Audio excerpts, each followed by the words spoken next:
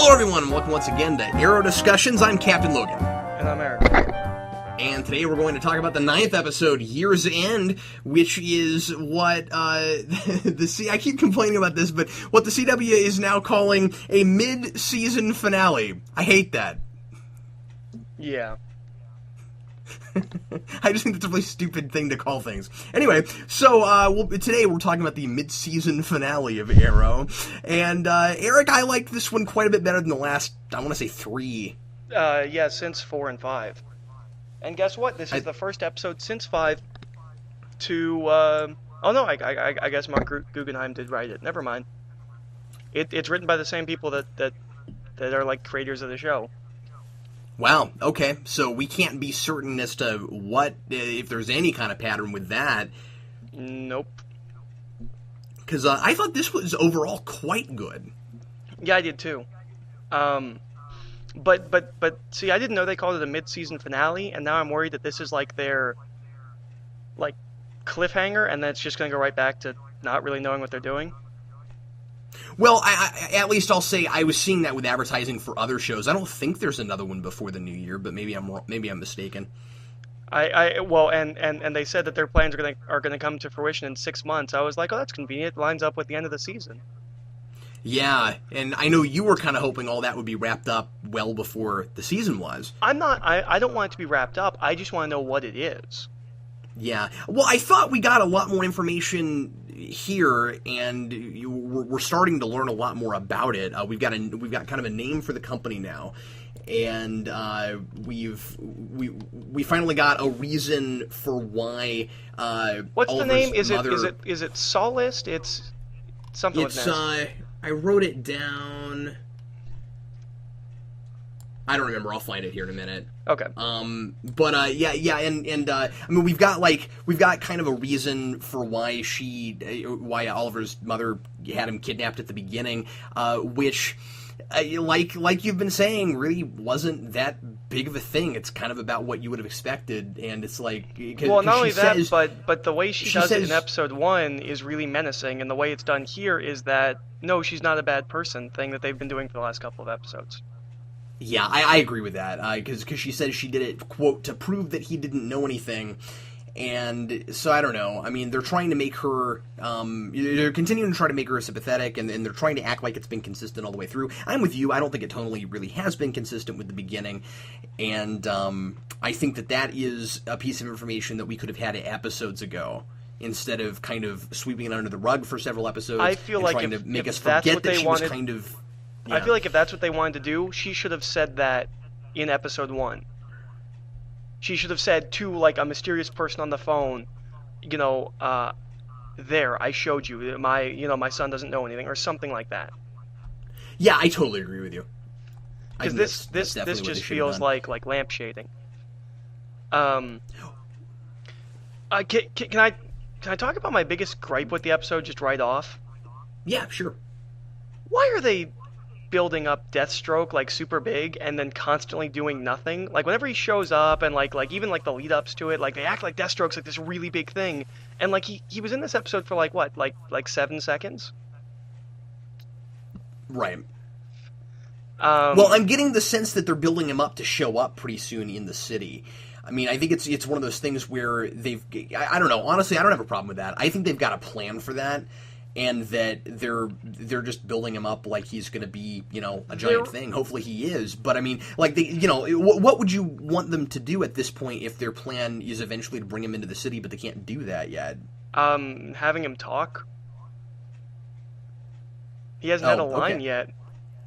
Well, yeah, and I don't know who it is exactly, but I saw an article about how when he finally shows up, he's being played by a particular actor when he finally shows up, and he'll have dialogue, and that actor has not been him so far. It's just been somebody standing there wearing the suit. Maybe he's just going to do the voice. Yeah, maybe so. I don't know. Well, I was confused by something, because Merlin's dad says, should I get my friend to take care of it? And then at the end of the episode, we find out that he's been this Dark Archer guy. But he was lurking around this episode before he said that, and I was confused. I'm like, okay, so are we saying that he has a dual identity and nobody knows that he's this secret assassin? Or was he talking about somebody else? Yeah, that's a good question. Well, and the other thing that that had me confused like that was that ending line by Ollie where he says, there's somebody that put this list together, somebody bigger. And I wasn't sure if that was supposed to be like it's Merlin's dad, or if we're supposed to think there is somebody bigger. Yeah, I'm not sure either. That's a good question. I hope that it's somebody bigger, because that's not that great of a reveal. No. I don't think. By the way, the name of that company is Sagittarius. Sagittarius. Which they said means the arrow. I thought it meant something different. I mean, I'm not an expert, but I don't know. I thought that meant something different. I wanted to talk about something that they started doing at the beginning of the episode that I thought was really kind of in our face and sort of for the fans, but in an irritating and not very well thought out way, where right at the beginning of this and kind of all the way through it, they started making a really big deal out of how calling Green Arrow just the Hood is stupid and how he needs a name. No. I was like, oh, have they been amazing. listening to this show? It was amazing, because they didn't just say the Hood, they said the Hood guy. The Hood guy, yeah, I know. And the second that they did that, I couldn't help but laugh in the next scene when the cop shows up and he says the Hood guy. Yeah. Have they ever called him that before this? Yes, remember. yes. They've called him the Hood guy. Okay. I've said it in episodes before. So I don't know, that's kind of funny. And I mean, I'm glad that they're finally addressing it. It just seemed like it kind of came out of nowhere. It Right. very much felt like, oh, the fans have been complaining about this. We should probably write something in about it. And I did sort of kind of like Oliver saying, oh, Green Arrow, that's a terrible name. Yeah, I didn't like that, because I felt like that was like, yeah, we're not using that. Well, maybe. I hope that's not the case, but you're right. It did somewhat come off that way. It just, in the context of where it was him, obviously saving face and making sure nobody knew who he was. So I don't know. I sort of like Oliver Queen in front of people going, no, that's a horrible name. And, I would have loved it later if it was like, with Diggle going, Green Arrow, that's a great name. Yeah. something like that. I really loved the pacing of this episode. In the first 15 minutes, I found myself, writing a lot of plot points down while I was making my notes and going, wow, this is a dense episode. There's a great deal going on very, very quickly. And I really enjoyed that. It didn't really meander around like I think the last few have. Right. I felt like it was more on point, but I couldn't figure out if I felt like the episode really was more focused, or if it was just that we were finally, after 3 episodes, getting back to what I feel is the main plot. I wasn't sure if it was actually more focused, or if I just, I don't know, cared more because I've been waiting for them to get back to this. Maybe so, but the storytelling certainly was... And we got our flashbacks back. Yeah, we got our flashbacks back, but what I was going to say is the storytelling is certainly more pointed. I mean, like they were really floundering around with the Helena stuff, not exactly sure what to do with her, and I don't know, maybe they're just a lot more comfortable with this because they have a plan for it, and they didn't really know what they wanted to do with her. Because I really liked that it opened up with killing off Adam Hunt. Like we're going back to continuity things, and once again making this not just we have Oliver go after somebody every week, and episode 9 I was sort of like, oh, this is kind of cool. We're going back to people that were on the list that didn't get killed by Oliver, and I don't know, I kind of appreciated the continuity stuff. Did I miss something? I can't figure out why he was knocking off his own people. I'm not real sure what that's about either. Yeah. Yeah, that's my biggest complaint, is just that I don't really know where the whole Sagittarius thing is going right now. So I don't know. I'm not overly thinking it yet, because I know it's all going to be spelled out for us in a single episode down the road. I also thought that was really weird that they were like, 6 names from this book full of names have been killed. What do you mean? When when the tech chick is going through the book, she's like six of the names in this book full of names were killed by Arrow. And they kind of lampshade it and say, well, you know, there's a lot of people in the city, you know, da da da da. But I thought that was just a really dumb thing. Like, she called him. Like, I really felt like that was. I thought that was kind of contrived. That they would look through this book full of names and be like, look, these people got killed. Clearly, somebody's killing out of this book. Yeah, that's a good point, unless they were all really close together. Which, you know, it would have been nice if maybe they had told us that, because I mean, you know, Oliver, as far as I can tell, is kind of just going down the list and picking the next person on the list. So if it was like 6 in a row, I mean, that would work. I wanted to talk about her. Her name is Felicity, and we're talking about the girl at the office in Applied Sciences, right? Yes. Okay, so we've had a lot of viewers who listen to our show that have been pointing out things that are too much like Nolan Batman, and obviously callbacks to that, or straight up ripoffs. And we've talked about a few of them ourselves. This one I thought was full of them. There was one that I thought was just stolen. Like the other ones. The other ones are like, oh, that's kind of similar. They took the Joker, the video he makes. Oh, I didn't even think of that one. Oh, really? Wow, I got 2 other ones. Yeah. Oh, the first one, and I've heard other people complain about this. Yeah, I've got 2 other ones. The first one is when Oliver is laying on the ground and calls Diggle to come get him. Right. That was very much, and I think part of it was just because of how it was shot, because it was nearly the same angle. I thought. See, I mean, like, you know, it's not like he was on fear toxin or anything like that, but like, yeah, I don't know. Maybe I just know Begins too well, and maybe they weren't thinking that, but I don't know. I kind of flashed right to that where that scene in Begins where he calls Alfred to come get him, but the big one is Felicity is very clearly being built up to be his Lucius Fox. Yeah. Oh, and absolutely.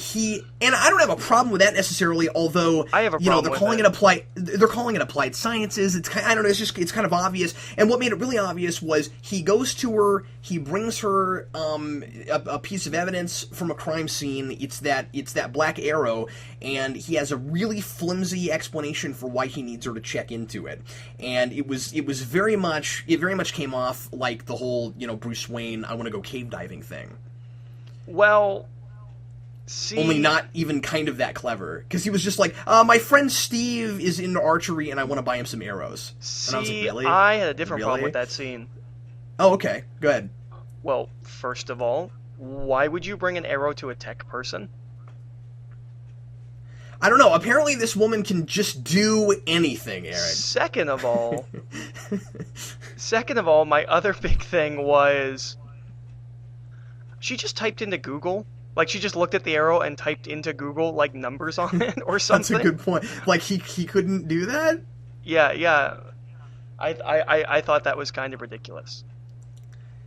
Yeah, I agree with you. That was bizarre. And I'm finding myself more and more just not liking some of her dialogue. Yeah, I feel like when she showed up, she was kind of like... cute and fun, and they're just running that into the ground. Like, they really want her to be this character, and I don't feel like they really know how to write her as much as they're writing her. Yeah, the biggest one was when she says, when I want to say it was the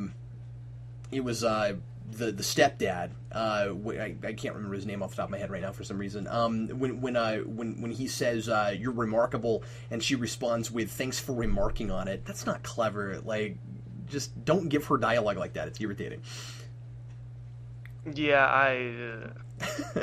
I will say that I think just for some good stuff that because we're complaining about some stuff, and like I said, I like this episode overall. Yeah. I thought this one had maybe the best stunt so far, as far as just physical stunt. When Green Arrow jumps at that door when that explosion happens, That looked fantastic. Oh yeah, no, absolutely, and I love that death trap. Yeah, me too. I thought that was an awesome comic booky death trap. I thought the whole idea of the Dark Archer was really cool, and I actually was a little bit let down when we found out who it was at the end, because I just couldn't imagine that guy doing all that stuff. I had a problem with the Dark Archer. His costume is way too bulky, to the point where when he first showed up, my immediate thought was, he looks like a turtle in a parka. Like he kind of looked like a Ninja Turtle. I don't know what that is, but and I don't know. Like, did he look like too like bulky? Not like muscle bulky. Like he had a bunch of layers on. Like he looked really like thick to me. I had trouble believing he would be able to move as quickly as he did. But yeah, I really liked the fight. I like that 9 episodes in, we finally have an enemy that can give Ollie a run for his money. I really like that Ollie, got beat. I hate how Ollie gets away. I thought he just like stabs him with the arrow, and the guy and then he hits him, and the guy just like rolls over. I couldn't believe that. Especially given how like intense the fight was up to that point. Yeah, fair enough. But the fight was really good. It's kind of the fight I've been wanting them to do for a while. He at least finally has somebody that he can fight, and not just beat and on. I'm not sure we have yet, because we don't know enough about this guy. I'm not sure we have yet a really good reason for why he's good at archery, but I do think that they have a really good reason for why we've got another guy shooting arrows in the city. Of course, trying to pin things on Green Arrow, but I also really like the Detective Lance stuff, and that very, very quickly he goes, "Oh no, that's not him." I was it so would have been happy. really obnoxious I was so happy if he'd to gone have through Red that come back. episode thinking it was him. Yeah. I loved him dealing with Merlin. I thought that was funny. Something I noticed when he pointed out that those weren't Green Arrow's arrows, and then they flash back, at least at this point, we've had 3 people shooting arrows, and they all shoot color-coded different arrows. Green Arrow has the green one, the Dark Archer has the black one, and then the Asian guy on the island, who I'm not sure if we've got a name for him yet, he's got black and white feathers on his arrow. Oh yeah, good point. Everybody's arrows are color-coded. I also appreciated the revelations that we had on the island and the fact that it's a prison. Now, is that comic book? No, none of that's comic. Well, I don't know what Deathstroke's backstory is, so maybe that's canon for him. I don't think so. I know it's not tied into Green Arrow at all. I really liked that idea. I don't know about you. That like no, it used to be I a thought prison, that was a really cool. And idea. now there's 2 left, and one of them is Deathstroke, and the other one is this guy that's helping out Oliver. I don't know. Like more and more, I find myself going, "Ooh, can we just do an entire episode on the island?" I thought that this That'd episode was going to be fun. that, because we had like the holiday thing at the beginning, and then it cut. I was like, I wonder if this is going to be the episode where it's mostly island, and just this holiday party is going to be like a framing device, and then it wasn't. I did appreciate that it was a Christmas episode that wasn't really a Christmas episode. I like that if they had to do that, there was also pushing forward to the mythos and not just touchy-feely Christmas stuff. Yeah, no, I like that too, and I like that they didn't reveal that Santa Claus is real. Yeah, I know. I was thinking that too. I was like, lately we've been finally kind of fixing that in the last few years, right? Where it seems like it's almost turning it on its head. If there's a Christmas episode, by God, it's gonna be really important, right? Remember Lexmas in Smallville? It seems like we always do that kind of thing now. It's kind of funny. I gotta ask you a question. This is a minor thing, but. We get this line from Oliver where he says that the Dark Archer's arrows are a custom job. Right. But then she's able to look them up and tell you exactly who makes them. How's that custom? I'm not sure. This goes back to maybe just it's punched that in Google.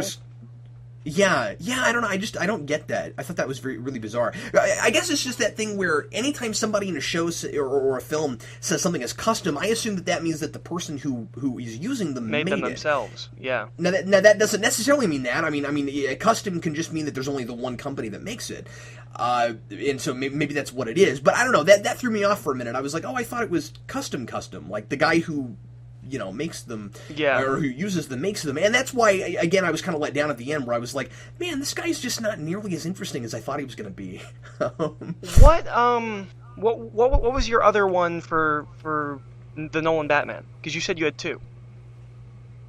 No, I told you what they were. One of them was him outside calling Alfred, and the other one was the applied sciences thing. Oh, the applied sciences. Okay. Yeah, that he goes to her and says, "Hey, I've got this friend, and he needs some arrows." I thought that was way too much like the "I'm going to go cave diving" thing. Oh, okay. Because after you said that, you said I've got two, and I thought you meant you had two more. Okay. No, just those two. That's funny because I didn't catch either of those. Well, and maybe I'm stretching, but I'm just saying that I thought of those while I was watching it. Yeah. No, but I totally went there with the hostage video. Is she the girl in the hostage video? I couldn't figure it out because she didn't have glasses on. I wasn't able. She was a blonde. No. Okay. I thought it was somebody completely random. Okay. I could be wrong. I don't know.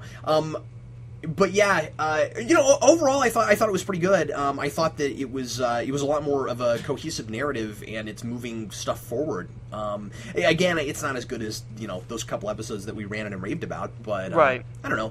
I felt better about it than I did about the Huntress thing. I just think those last two episodes weren't real great because they couldn't decide how to write her, or they couldn't. I don't know. I mean, part of it's that they couldn't decide how to write her, and part of it is that they didn't have the right actress for it. Right. And also, so like, we've got. I'm sorry. I just wanted to talk about that whole idea of like the man who authored the list wants you dead. That line. Like, do you have any guesses as to who that is? This whole idea of like his father didn't actually make the list. I told you I was confused because I thought maybe. Oh, that's what you're talking about. Okay. But I'm actually really liking this idea because we were also, and he kind of said, I guess, I think he was doing that thing where like they write what the audience has been saying, where he says, I just assumed that my dad wrote it. Right. I like that. I kind of want to know why there's these like lists going around, but I kind of get the impression that like everybody in the organization has one. Yeah, that's kind of what I get too. That they gave it well, and that's kind of interesting too because that means that they probably gave one to his mother, and that she didn't necessarily get that from her husband. Like maybe she didn't even know that he had one. Right. So that's kind of interesting. Like they could have been involved separately without even knowing it. Right.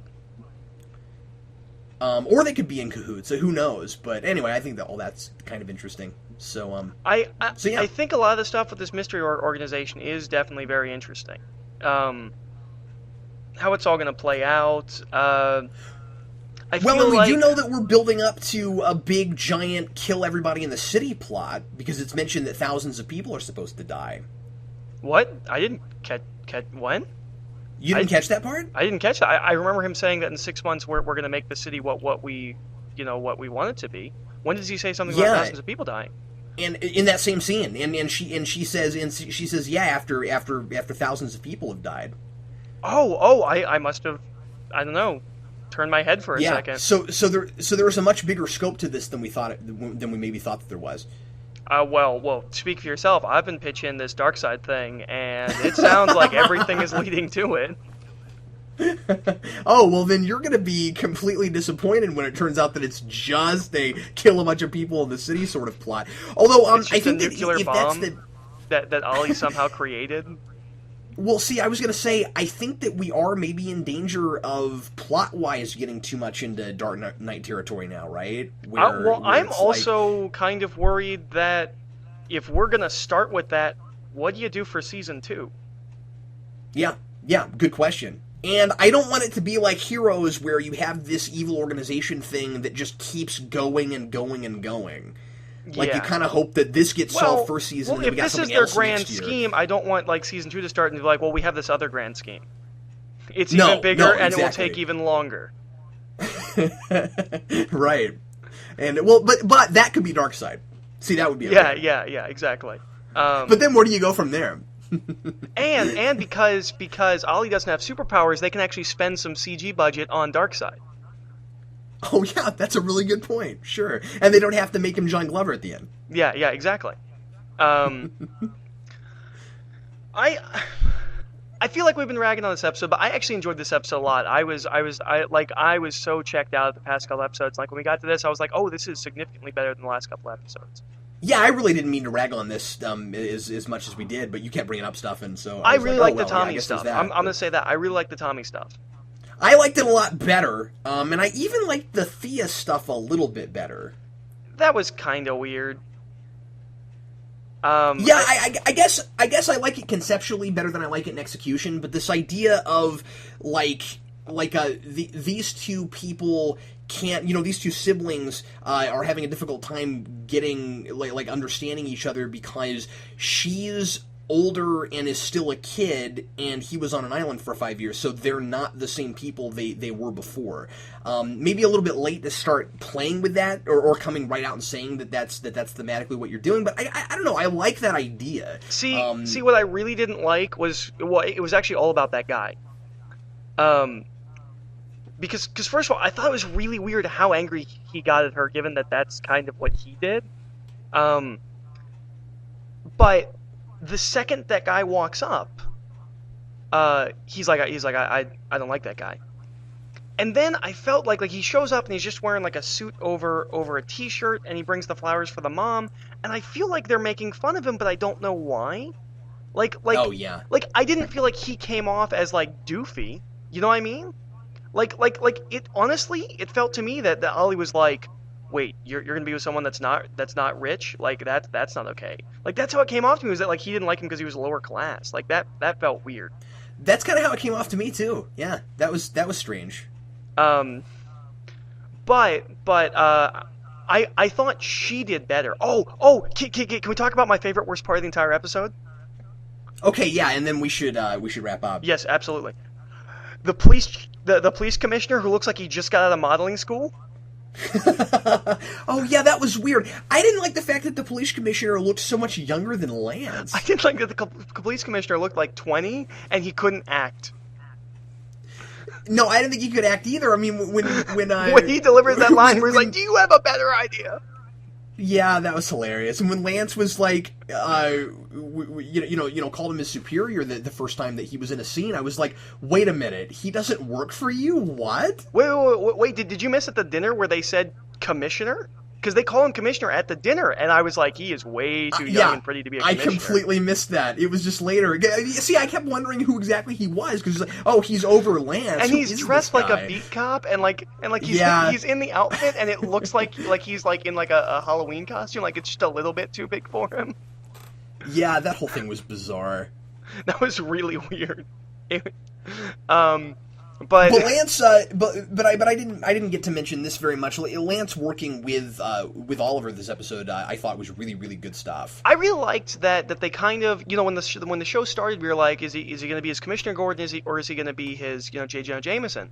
And I like that he's actually kind of in the middle, and they're kind of taking their time. Like, I get the impression he is going to end up kind of like his Commissioner Gordon, but they didn't rush into it. Like, they're taking their time with that, and we haven't seen him for the past 2 episodes. Not much, yeah, and even still, they're really taking their time, because this episode it was like, well, I don't like you and I want to take you down, but I'm not going to go as far as this commissioner guy and blame something, on you that you didn't. And if do. you can stop this, I'm not going to stop you from stopping it. Yeah, exactly. I mean, he's putting the whole justice thing first, and of course, yeah, exactly. No, you should have written this episode. That would have been great. Maybe, but look, hood guy. I'm not gonna stop you from stopping this if you can stop this. But I like that he wasn't just the cop. I like that he was playing, Laurel's dad and all of that. I don't know what it is. I think he's the Lex Luthor of this show, in that they're writing him right most of the time. Like, they know what they're doing with that guy. And Diggle. Diggle's like that too. And we said that last episode where we said it was just Diggle that's that way, but I can't think of much they've done with Lance that I haven't liked. Well, either. The thing about Lance is that he dropped out for 3 episodes, so he hasn't been consistently in your mind. But no, I like that guy. I think he's fun. I've been saying that since episode 1. I was happy to have him back. And like a major part of the plot again. But yeah, I thought this episode was significantly better than the last 3. I really liked the action in this episode. That's kind of what I've been waiting for with this show. And I like that it looks like things are moving forward. I have this fear that it's gonna immediately stop. Like they just did this because it's the mid-season, finale. And they're like, oh, we're gonna throw all this stuff at you, so you come back, in a month. And then it'll feel like a completely superfluous episode. I think it'll feel like. Hopefully not. I don't think it'll feel like a completely superfluous episode. I think they're just gonna not build on that plot for like 3 more episodes, and then they'll do it again, and then they'll that seems to be what they're doing. Is they, I don't know. Yeah, well, and unfortunately, you get that a lot with. I feel like it's going to be a bait and switch. Too. I feel like we're ready for the next episode to be Ollie going back up against the Dark Archer, and all of this stuff playing out. And next episode's going to be like, him fighting Clock King or something. Hey, now, you want him to fight Clock King? I do. I signed the petition because you signed the petition, right? I did sign the petition. Did you meet Goal? Well, everybody, thanks a lot for listening to Arrow Discussions. Be sure to sign the petition to get Clock King on Arrow. Have you met Goal yet? And, what's that? Have you met Goal yet? I don't think we have a specific goal. There was a goal when I signed the petition. It said it was 200. Well, see, that's what's weird about that particular website is that at first it was like the goal was 100, and I was like, well, it should be higher than that, but there wasn't any way to change it. And then it hit 100, and now it says it's 200. I don't really know how that works. I got to figure that out. It's always 100 more than what you're at, so you always have to keep striving for it. Yeah, I suppose so. But I don't know. I was hoping for at least 1,000. Oh, okay. Well, I don't know if we'll actually get there because I don't think we've even come close to clearing 200 yet. But oh, that's a bummer. Yeah, people but that's need all right. to go and sign the petition.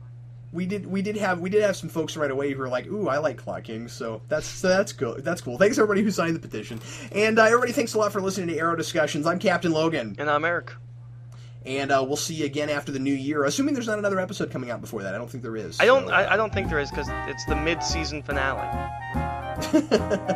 We'll see everybody later. Thanks for listening.